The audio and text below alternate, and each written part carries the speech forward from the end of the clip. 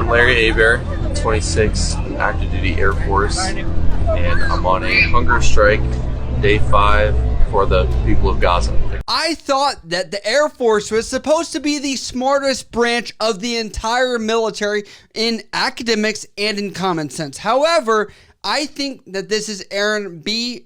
Schnell. I can't even say the name because YouTube will flag everything of getting this video even out there as it's related to that airman that took their own life through the idea of putting flames all over their body and there was burnt toast. Everybody essentially was making fun of that individual because they said, you didn't make a single difference, and that's what got this airman to do this. Let's check out some videos right here. I'm Larry Aber, 26, active duty Air Force, and I'm on a hunger strike, day 5, for the people of Gaza. If you see here, it says active duty airman refuses to eat while Gaza starves. And on the back of it, he actually has a sign that says, Larry Herbert, I refuse to be complicit in G word here. I said I was in part inspired by Aaron Bushnell, but the after effects of that, the silence from our leadership, that's what really infuriated me. People in Gaza who were being bombarded, starved, they were holding up his image. Our own government and military don't even care about our servicemen and women. The president is very stern on his support for Israel, unconditionally. And he could end everything in the snap of a finger. I highly doubt he would. And so this has to come from people.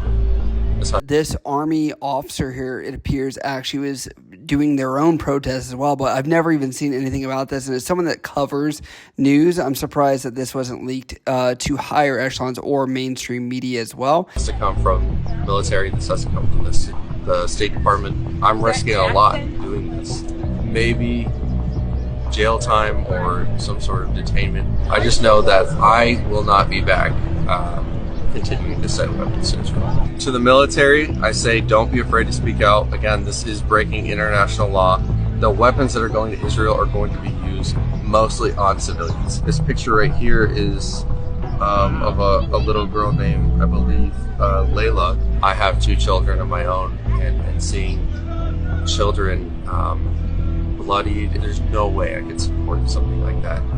It's almost crazy to think that anyone should be supporting. When I first saw this, it popped up a lot of things. One, how is he doing this while active duty, but he is directly in support of sending these things over there? And on top of that, he's openly identifying himself as this active duty member, which you can't voice your opinion while linking or purposely spreading a message such as this, which if you're active duty showing this openly disregard for leadership and the policies and things that they are following, essentially that puts you in dangerous territory, but we'll get into that because there has been more that's come out. And second off, or third off actually, he has 2 daughters that he has left entirely to go sit at the White House or the Capitol building while he's allegedly, I will say fingers, not actually eating anything, because that's actually clickbait as far as this entire thing goes, as there's so many different articles presenting different information, and I've had to piece this together. He told Task and Purpose, I'm going to continue the strike until I physically cannot or until we obtain a permanent ceasefire and enough food to feed all of Gaza.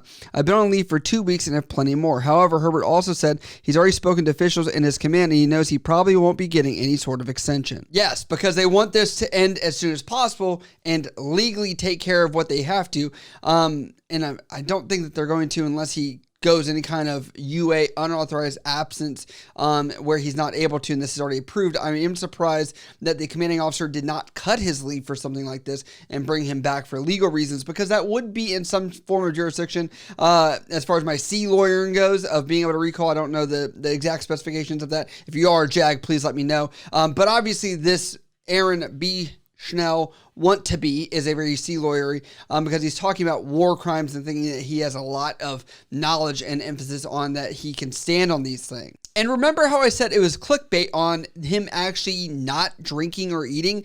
That's because he has committed himself only partially to that. And if you watch this video here, I'm just going to show a clip over me talking here. This is day 9 of him having no food, which obviously we would know 9 days without any food or water would be a major crisis. On top of that, he doesn't look to be malnourished, but I'll read what he had told Task and Purpose as well. They say here he plans to do the same in front of Congress next week as far as the White House and sitting outside from 10 a.m. to 5 p.m. every day during his hunger strike. His strike will include zero food, water, and small amounts of juice, he said. It's clickbait, guys. This is just to grab attention to have this movement go forward. It's crazy. And a lot of you guys are probably wondering, how was he directly involved with helping out these efforts as far as ammunition and things like that going overseas and supporting something he doesn't believe in? And I can talk about this because I was actually stationed here. Task and Purpose wrote, according to Herbert, he's originally from New Hampshire and has been in the Air Force for 6 years. He said he currently works as an avionics technician assigned to Naval Station Rota, Spain. The Naval Station base provides cargo, fuel, and logistics support to military units in the region and supports U.S. and NATO ships with 3 active piers. And at Rota, it says, Herbert said, quotations, I'm seeing all that cargo that comes from the States is coming overseas and going to Israel, and they're just massive. Massive missiles that are going to be used on mostly civilians.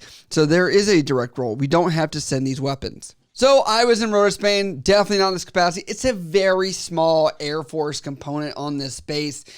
Yes, this base has been known to be a logistical hub. No secret, whether that be during the OIF, OEF era, like it's not a secret that this base or being in the military at all, you would have some form of direct support. He's avionics, so working on the systems within a aircraft, which I'm like, okay, you make sure they go up. I guess you're making sure that they're able to still continue this. I'd say it's a secondary, not more so a direct thing. You're not loading them up yourself as like an ordnanceman or something like that. Now, he does think that he is in his legal right in this first article with Task and Purpose. He does.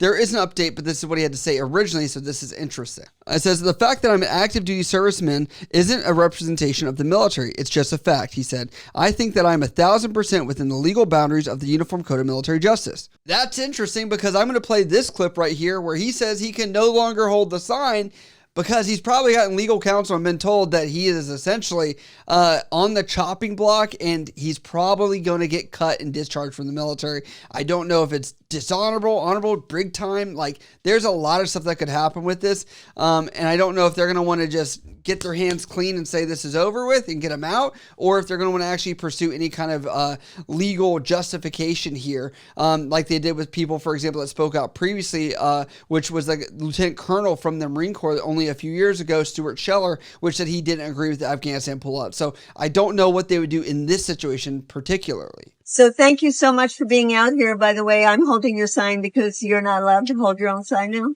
Yeah, it's no longer my sign. So if other people want it, they can hold it. But yeah, I am not allowed to explicitly state my status within the military. So yeah, not my sign. Well, I'm proud to be here holding your sign, and thank you so much for what you do.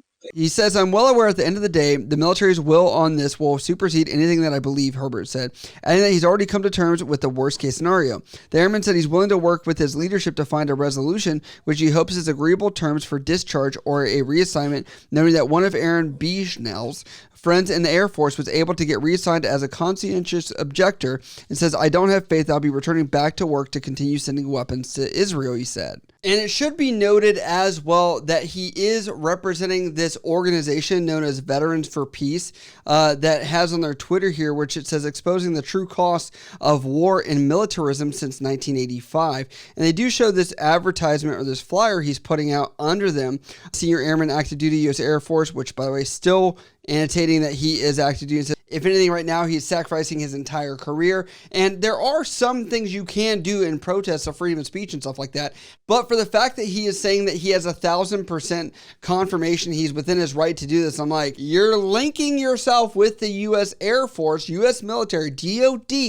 If you had put do not represent the DOD or something on that sign, and you never linked that you were active duty, you could have done this all day and it would have never been an issue. You could have done a hunger strike and that they would have said, sure, you're on leave, you're not part of the military, you're not wearing a uniform, whatever else. However, that is where you trip up when you're trying to use that as the leverage point and confusing the reader or the viewer of your message and saying, wait, this is coming from the Air Force. So I will say I believe that he's had legal counsel to tell him he can't hold the sign. I don't know if that's going to be enough to say when he gets back to Rota, Spain, if they will not charge him with some form of uniform code of military justice. I will say I'm surprised somebody would let their kids and wife stay in Rota, Spain while he's out here in DC doing this hunger strike here. I'm just like, you got to join the military. Know you're joining for something. Like, not everything is just heroic hooray. Like, there are going to be complexities and layers of this onion that you will agree and disagree with certain things. It's not black and white, like looking back at, you know, the North versus the South or something like that, where it was much more convoluted. And I think people forget the fog of war. So this is where I get to you guys in this video. What do you think about this guy? Do you think he's a positive member trying to actually make change? Because I have seen that across various social media platforms that are not as pro-military and military-centric, that they do agree with what he's doing, but they obviously don't have the context of the legal aspects and ramifications of freedom of speech. And the other side I'd say is, or do you go against this and say that this is a negative thing and that he should pretty much shut up, shave, and cut his hair and go back to Rota, Spain and go back to doing his job? Or, and lastly, I have to ask this, what do you think the military should do about this guy as far as punishment or getting some form of justice, and also just holding good accountability of good order and discipline, because that's what the military likes to do. As always, if you guys like what I cover here on the channel, hit me up over on Instagram, Snapchat, Twitter, TikTok, or down in the comments below. I love you guys. I'll see you next time.